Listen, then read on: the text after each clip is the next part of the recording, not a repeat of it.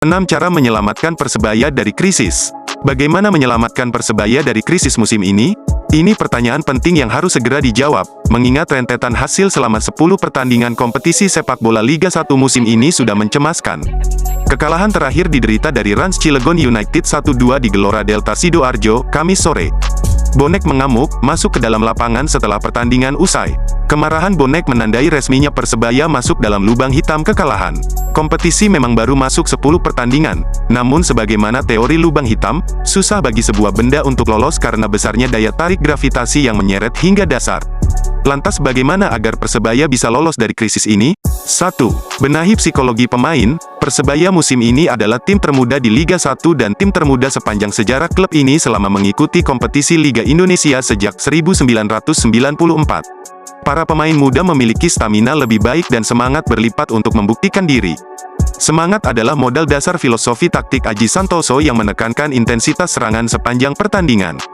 Namun memainkan pemain muda dalam sebuah kompetisi level yang panjang bukannya tanpa risiko. Mereka bukan produk yang sudah jadi dan masih perlu terus diasah, dipertajam. Pengalaman membentuk mentalitas, dan tanpa pengalaman yang memadai, mental pemain muda akan mudah patah dalam situasi tertekan.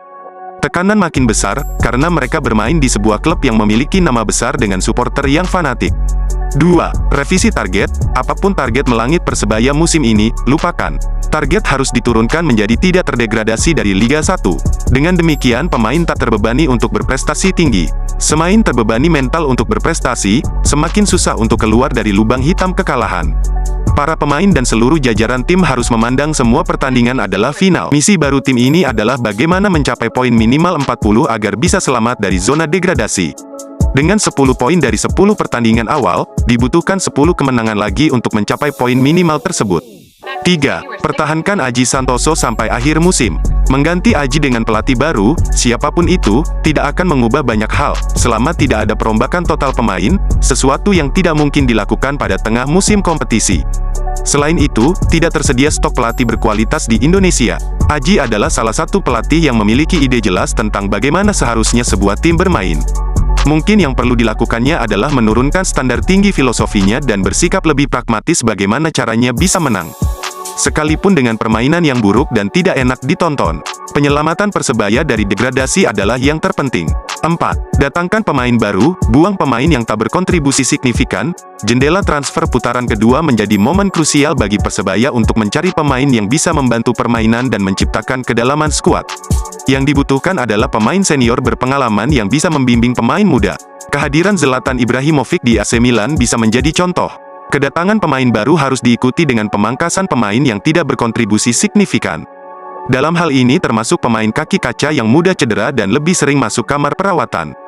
Para pemain asing Persebaya harus dievaluasi, mereka hadir untuk mendongkrak kualitas permainan tim dan bukan hanya untuk membebani biaya operasional tim dengan gaji tinggi.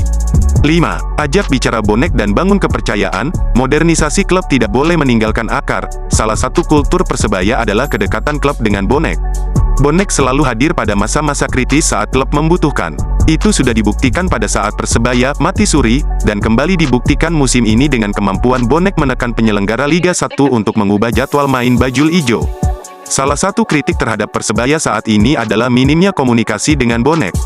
Loyalitas Bonek tak perlu diragukan. Selama ini dengan harga tiket yang naik dan permainan Persebaya yang buruk, mereka tetap hadir di stadion.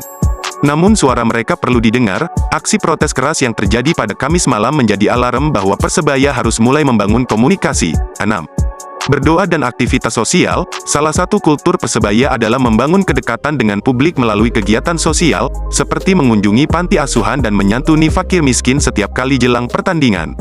Ini yang saya sebut sebagai aktivitas berdoa, karena sesungguhnya kegiatan tersebut sama halnya dengan membangun kekuatan spiritual. Membangun energi positif dengan semesta, Persebaya harus lebih sering melakukannya dengan mengajak Bonek.